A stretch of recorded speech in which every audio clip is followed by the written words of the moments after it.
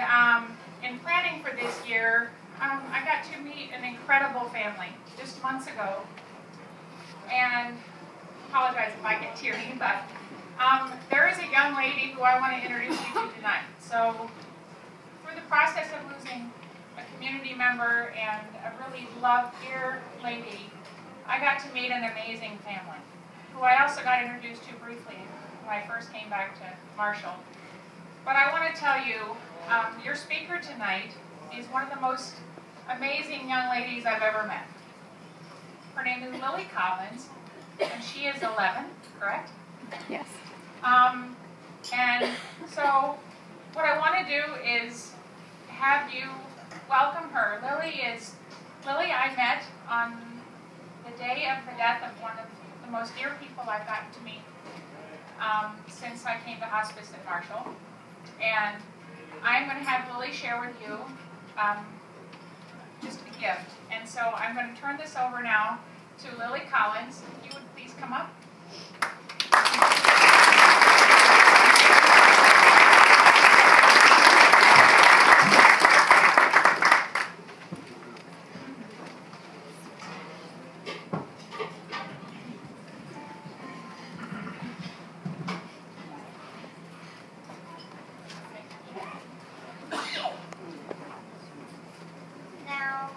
Usually I don't do this every day.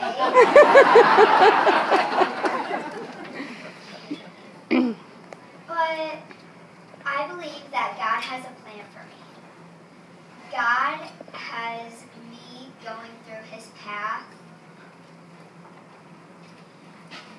But today, when I looked at a student that was hurting, I said to my friend, God is with him.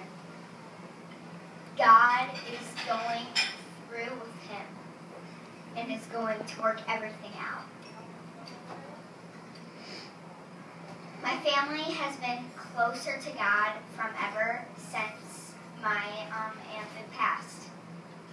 We wanted to pray for her. We wanted to hope for her. Now, I wrote a book called The Wheel of Pain. This book is dedicated with love to Melinda Bird, my Aunt Boo. Do you ever wonder about your future? I do, a lot. I don't know if I'm going to grow up to be a supermodel or a star, but I do know that life will get bumpy along the way. Life is like that, especially when I think about what's happening lately with my Aunt Boo. Sometime in November, she learned that she had cancer. She did not expect to have cancer. And suddenly, her life was filled with treatments, doctors, and a lot of new language that no one in her family really understood. I think of this experience as a sort of wheel of pain, like the big wheel on the game show, Wheel of Fortune. Sometimes it lands on something wonderful, like a new car or a great vacation. But sometimes it lands on cancer. This wheel of pain spun around and around until it landed right on my family. It didn't take long before the drama and the worry made all of our brains and our hearts hurt. Cancer is confusing and hard to deal with. It is terrible for all my family, for my Aunt Boo's friends, and especially awful for her.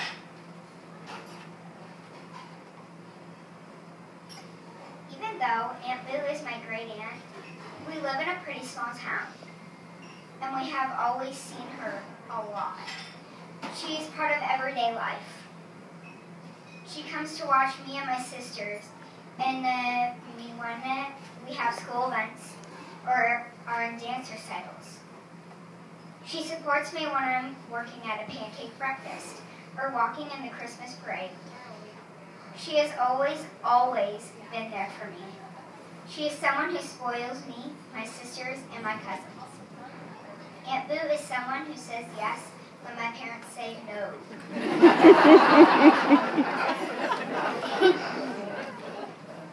My Aunt Boo is named Melinda Bird. and her sisters are Cindy Biggs and my grandmother, Sue Wallace. These three women are the strongest people in my life. Yet, when they learned Aunt Boo was sick, they were scared.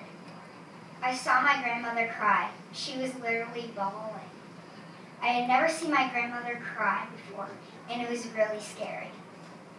Watching these three strong women show stress and sadness, and even watching them melt down almost zapped everything out of me. Aunt Boo is dying from her cancer. She has angiosarcoma, a rare and aggressive disease. Cancer is not easy for anyone. When Aunt Boo's two sisters found out that she was sick, they were shocked and did not want to believe it was true. I wanted to wave a magic wand and make everything feel all better. Aunt Boo went to the hospital as soon as doctors discovered the cancer. She spent 2 months there, scared and sick. Because Aunt Boo is dying, my family knows that we need to find ways to enjoy as much time as we can with her. She is never alone. She has someone who loves her with her all the time. We give her medicine and we keep her company.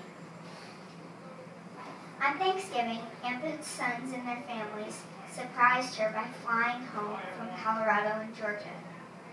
The hospital staff let us have our family Thanksgiving at Meal Bear. They even brought a big table into Aunt Boo's room, and we all cooked at home and brought in our favorite foods to share. We ate and laughed and talked like we do every year, except this year we were in a hospital. This made everything different. Aunt Boo had tubes and machines hooked up to her.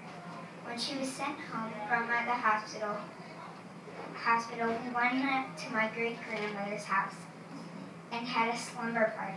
Even though Aunt Boo has to have radiation treatments, 21 blood transfusions, surgery on her broken hip, and more medical procedures, she is determined to live each minute of her life. I'm proud of my relatives. Through Aunt Boo's experience with cancer, I've learned how important it is to have your family care about you. They love you completely, and it's important to let them know you love them back. My friends are important to me. They are happy when I'm happy. But family is important to me in a different, deeper way. Aunt Boo doesn't have a big chance of winning the battle against cancer. Right now, there is a group called Hospice.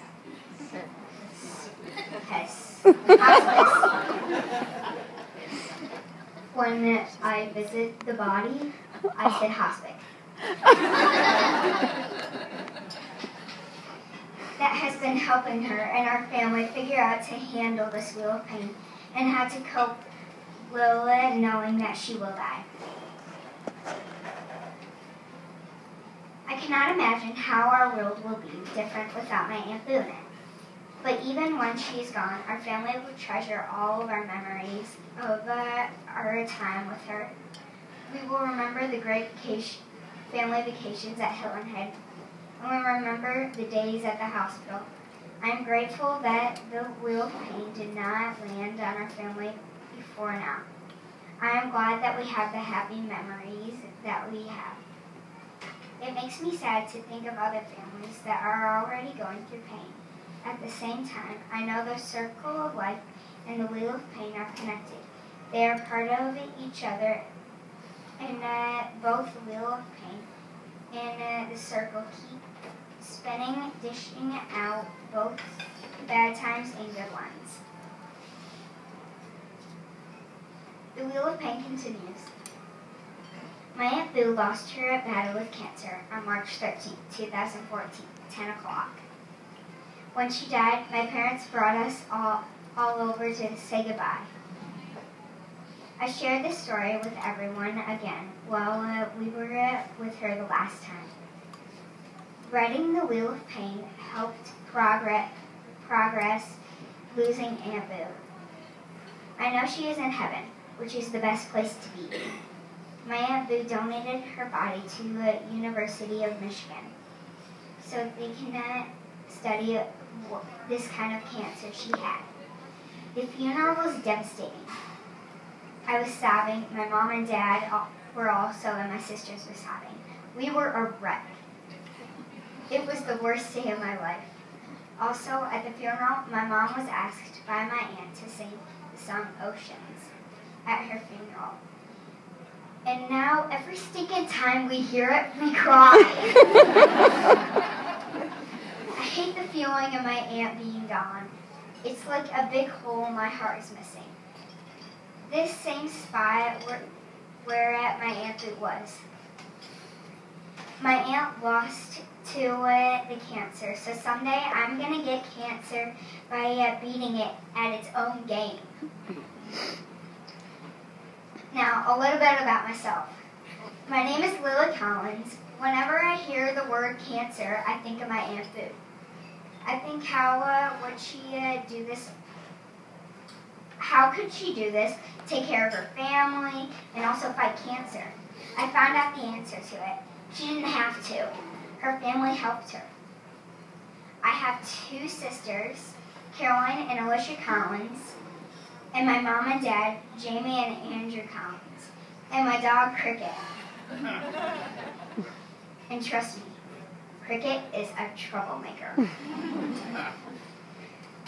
I won Miller College overall best book with my book, The Wheel of Pain. I loved to write when I was little, but I never knew I could be such a deep thinker. And I could not have done it without my family and my teacher, Mrs. Douglas.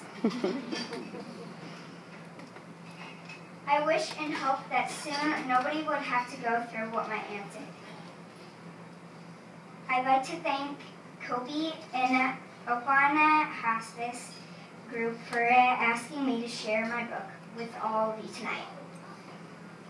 Good job.